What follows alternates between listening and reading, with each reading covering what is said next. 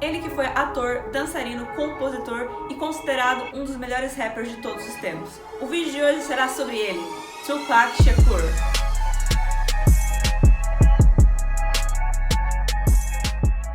Apesar de muitas pessoas relacionarem o Tupac com a costa oeste, ele na verdade nasceu na costa leste, no Harlem, na cidade de Nova York. Ele nasceu no dia 16 de junho de 1971. A família dele, ela estava bem ligada ao Black Panthers Party. Para quem não conhece o que foi o Black Panthers, que foi na verdade uma organização assim socialista revolucionária. Vou estar fazendo um vídeo mais pra frente explicando melhor o que foi o Black Panthers, porque foi muito importante na história também.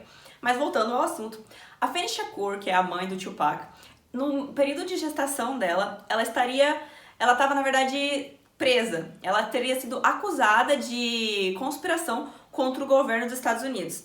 Então, um mês antes dela ganhar o Tupac, ela teria sido absolvida. My mother was pregnant with me while she was in prison, and a month after she got out of prison, she gave birth to me. Nasce então LaShawn Parrish. Sim, o nome do Tupac primeiramente foi LaShawn Parrish. Depois de 1 ano de idade, a mãe dele resolveu mudar o nome dele para Tupac Amaru, que foi o nome de um imperador inca. A mãe dele, ela queria que ele soubesse que ele não fazia apenas parte de uma vizinhança, mas sim que ele fazia parte de uma cultura mundial. A infância dele não foi lá aquelas coisas, na verdade foi bem difícil. Eles viviam se mudando de cidade e a mãe dele, na verdade, depois começou a se envolver com um crack. Mas ele conseguiu, mesmo assim, encontrar a paixão nas artes. Quando ele tinha 12 anos, ele já havia começado sua carreira de ator. A sua primeira peça de teatro foi ali no Apollo Theater. Mais tarde, sua família se mudou para Baltimore, onde ele estudou atuação, poesia, jazz e balé. Ele acabou atuando também em algumas peças do Shakespeare.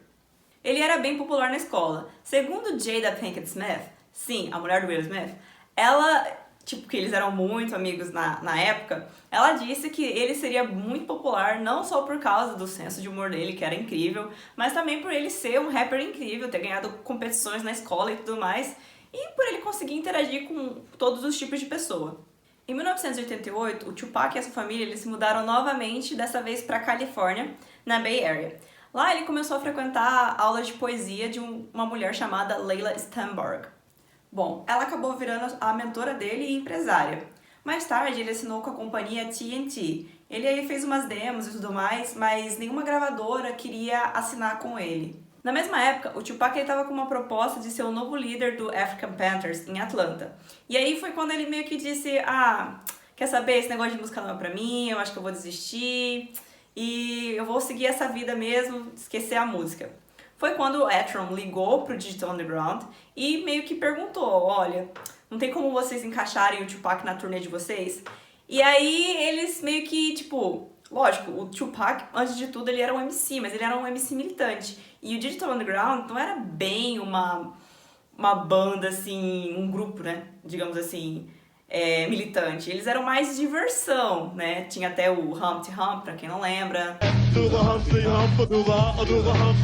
Era mais festeiro.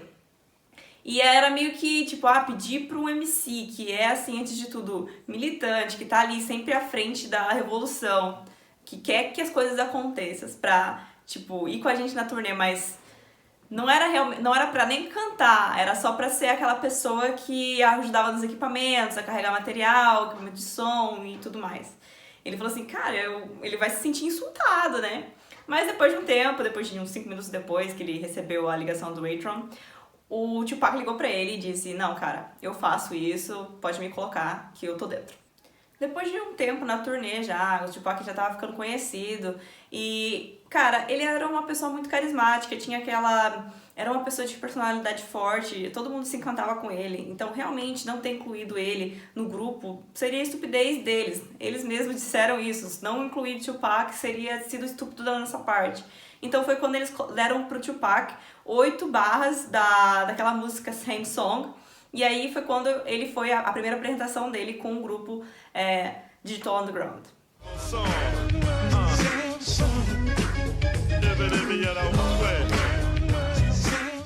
Quando o Same Song saiu, foi aquela coisa, todo mundo achou maravilhoso. Mas o Tupac ele não era um cara de ficar em segundo plano. Ele sabia que aquilo, na verdade, ia ser uma coisa temporária. O Tupac ele era mais político, né?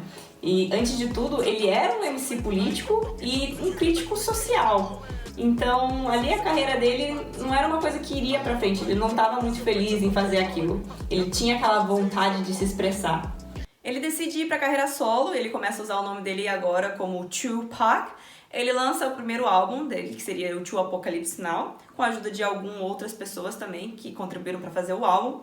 Ele teve sucesso com Brenda's Got a Baby. A música abordava temas femininos. Era a realidade da época, o que uma jovem negra passava. E um homem ter feito esse tipo de música foi realmente muito diferente. E a música dele só foi ficando melhor e melhor e melhor.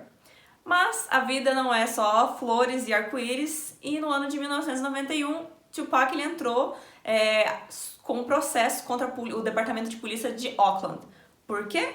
Porque ele foi agredido brutalmente por policiais porque ele estava atravessando a rua. Mais tarde, ele lançou outro álbum, que foi esse aí chamado Na Tela, que vocês estão vendo aí. Em 1992, ele faz o seu primeiro filme como protagonista, Juice. Bom, em 1993 também ele acaba fazendo um outro filme, que é Sem Medo no Coração. Ele acabou fazendo uma audição também para o papel de Bubba em Forrest Gump, mas ele não conseguiu essa. E em 1994 ele fez um outro filme, que foi O Lance do Crime. Depois teve mais um, que foi As Duas Faces da Lei. E se não fosse pela sua morte, o Tupac ele supostamente fez um teste para interpretar um mestre Jedi no filme de 1999 do Star Wars. Mr. Windu, how pleasant of you to join us. This party's over. Na mesma semana que o Shakur estava sob julgamento por abuso sexual, ele foi baleado 5 vezes por 3 homens. Então, na época ele estava com mais ou menos 23 anos, ele estava andando ali no saguão de uma gravadora de estúdio chamada Quad, e aí chegou 3 homens, pediram por dinheiro e tudo mais. Foi quando eles deram 3 tiros, 2 na cabeça, 2 na virilha e 1 na mão. Ele foi pro hospital, mas lógico, não foi dessa vez que ele morreu. Após o incidente, o Tupac ele começou a suspeitar que outras figuras da indústria ali, do rap, também sabiam do que ia acontecer, mas não avisaram ele. Alguns como o Notorious Big, que era um grande amigo dele na época, e o Tupac alegou que ele sabia de tudo e não contou nada. Foi quando, em 1995, o Notorious Big ele lançou uma música chamada Quem Atirou em Você? E aí todo mundo disse assim, nossa, ele fez essa música zombando dos tiros que o Tupac levou. E foi aí que desencadeou toda aquela rixa que já estava acontecendo entre a costa leste e a costa oeste. Trust nobody. Trust nobody. Mais tarde, Shakur ele foi condenado por abuso sexual, ficando 11 meses na cadeia. Em março de 1995, o terceiro álbum dele é lançado, Me Against the World. Enquanto ele estava preso, o álbum ele foi direto à primeira colocação do Billboard 200. Me Against the World was all out of my heart. And most of my music is like that. If you look back over past albums, I just try to speak about things that affect me and about things that affect our community. Enquanto ele estava na cadeia, ele acabou se casando também. Mas o casamento não foi muito longo. No ano seguinte, ele já tinha se separado. Em 1995, Suge Knight ele paga a fiança do Tupac.